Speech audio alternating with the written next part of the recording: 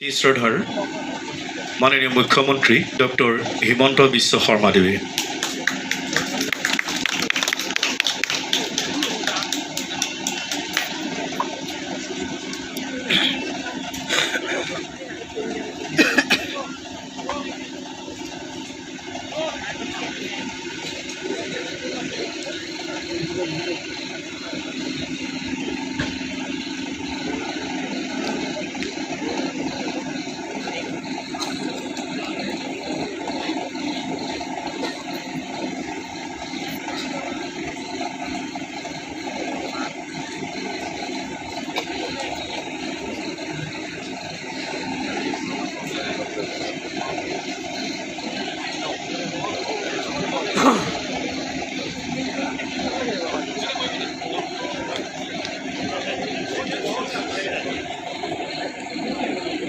মুখ্যমন্ত্ৰী ডক্টৰ হিমন্ত বিশ্ব শৰ্মা ডাঙৰীয়াক আমি আসন গ্ৰহণ কৰিবলৈ অনুৰোধ জনাইছোঁ।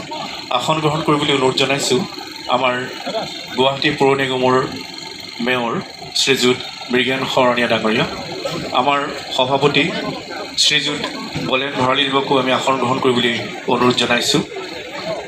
আমাৰ মাজত যদি উপস্থিত আছে কামৰূপ মহানগৰ জিলাৰ আয়ুক্ত মাননীয় শ্ৰীযুত অনুষ্ঠানত শুভাৰম্ভ কৰাৰ কাৰণে মাননীয় মুখ্যমন্ত্ৰী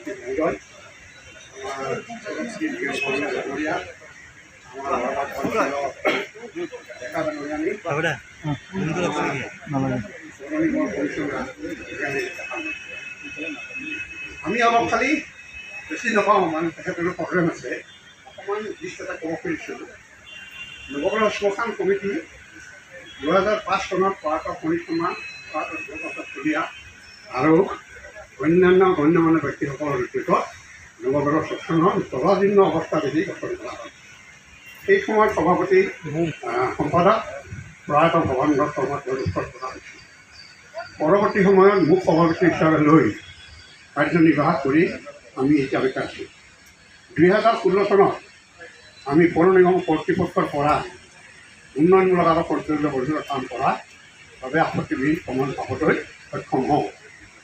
ইয়াৰ পিছৰে পৰা বিশেষকৈ দিছপুৰ হস্পিটেল কৰ্তৃপক্ষ আৰু অন্যান্য শুভাকাংক্ষীসকলৰ সহযোগত দিছপুৰ হস্পিটেলখনৰ উন্নতি কৰোঁতে কৰা কামৰ বাবে গুৱাহাটী যাই হৈছে। যোৱা 25/2/23 তাৰিখে কৰিলে নিৰ্মাণ কাৰ্য চোৱাৰ সৌভাগ্য হ'ল। কামখিনি খুব ধুনীয়াকৈ চলিছে। বলেন ভৰালী ডাঙৰীয়াই প্ৰথমতে যদিও আমাৰ বাজেট 8 কোটি আছিল, এতিয়া 12 কোটি টকাৰ প্ৰয়োজন হ'ব বুলি কৈছে। মই আমাৰ ইঞ্জিনিয়াৰসকলক ৰিকুৱেষ্ট কৰিছোঁ যে 4 আৰু লগত 6 কোটি 10 কোটি টকাত যাতে এই আঁচনিটো আমি শেষ কৰোঁ আৰু পিছত কেতিয়াবালৈকে বাকী কৰি গৈ থাকিম। গতিকে মই আশা কৰোঁ যে যিখিনি কাম চলি আছে লগে লগে নৰখাকৈ কামখিনি কৰি গৈ থাকে, যাতে অহা 6 মাহ 7 মাহৰ ভিতৰত আমি বাকী কামখিনি সম্পূৰ্ণ কৰি দিব পাৰিম। আৰু মই এতিয়া ডিচিকো কৈ যাম, পুঁজিৰ কাৰণে কোনো কথা নাই, মই যি ধৰণে পুঁজি দিব লাগে মই দি দিম। আমাৰ লোক নিৰ্মাণ বিভাগৰ মুখ্য অভিযন্তা আৰু ইঞ্জিনিয়াৰসকল ইয়াত উপস্থিত আছেই। তেওঁলোকে কামটো নৰখাকৈ চলাই গৈ থাকিব আৰু 6 কোটি টকা মই মঞ্জুৰি কৰি দিম। পুনৰ এবাৰ সকলোকে মই ধন্যবাদ জনাইছোঁ আৰু আশা কৰোঁ যে এই নিৰ্মাণ কাৰ্যই আমাৰ নৱগ্ৰহ শ্মশানখনক অসমৰ ভিতৰতে এখন জাকত জিলিকা শ্মশান হিচাপে গঢ়ি তুলিব। পুনৰ এবাৰ সকলোকে কৃতজ্ঞতা জনাই মই মোৰ বক্তব্য সামৰণি মাৰিছোঁ।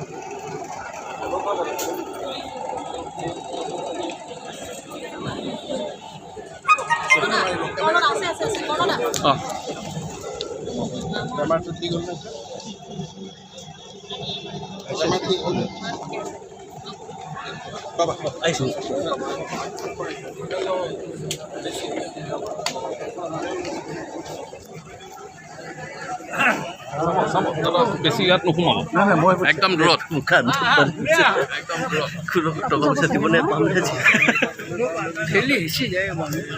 তাকেতো ভিডিঅ' ফটো দুটাই আছে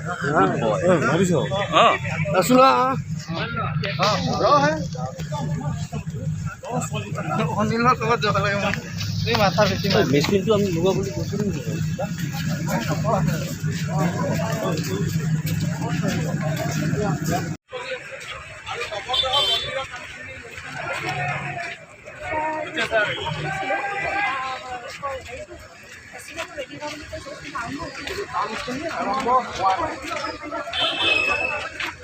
ৰাস্তাটো আধা হৈ আছে কিন্তু হৈ আছে শ্যাম এইটো আমাৰ ওলাই গ'ল 20% যিমান পাৰি সোনকালে উলিয়াই দিওঁ